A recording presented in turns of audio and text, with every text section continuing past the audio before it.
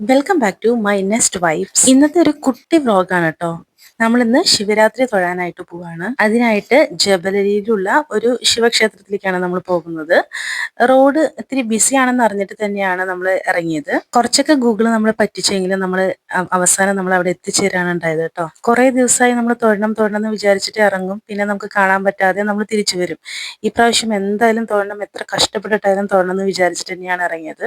ഭയങ്കര തിരക്കായിരുന്നു. ഞാൻ ആദ്യമായിട്ടാണ് ദുബായിൽ വന്നിട്ട് ശിവരാത്രിക്ക് ഇത്രയും തിരക്ക് അമ്പലത്തിൽ കാണുന്നത്. ഈ പ്രാവശ്യം ശിവരാത്രി ഞായറാഴ്ച ആയതുകൊണ്ട് തന്നെ എല്ലാവർക്കും ഒഴിവാണല്ലോ. കുറെ ബാച്ചിലേഴ്സും ഫാമിലിയും ഒക്കെ വന്നിട്ടുണ്ടായിരുന്നു. കുറേ വരി നിന്നിട്ടാണ് നമുക്ക് ഉള്ളിൽ കിടക്കാനായിട്ട് പറ്റിയത്. ഉള്ളിൽ കിടക്കുന്നതിന് മുമ്പ് കിട്ടിയ വെള്ളമാണ് കേട്ടോ ഇത്. ഞാൻ ആദ്യമായിട്ടാണ് കേട്ടോ പകൽ സമയം ഈ അമ്പലത്തിലേക്ക് പോകുന്നത്. എപ്പോഴും നമ്മൾ ബർദുബായിലുള്ള കൃഷ്ണന്റെ അമ്പലത്തിലാണ് പോവാറ്. ഇതൊരു നോർത്ത് ഇന്ത്യൻ സ്റ്റൈൽ അമ്പലമാണ് കേട്ടോ.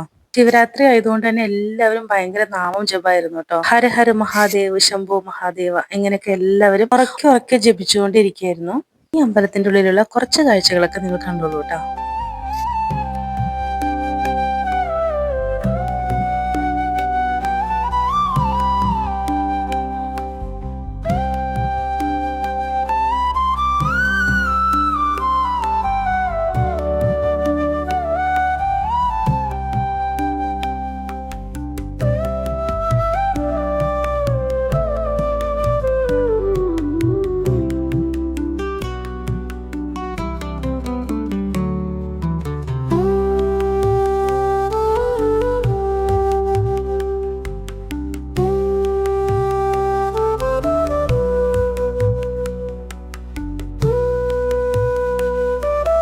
തൊഴുത് കഴിഞ്ഞ് പുറത്തിറങ്ങി നോക്കിയപ്പോൾ ഇനിയും തൊഴാനുള്ളവരുടെ വരി വളരെ നീണ്ടു നീണ്ടു കിടക്കായിരുന്നു.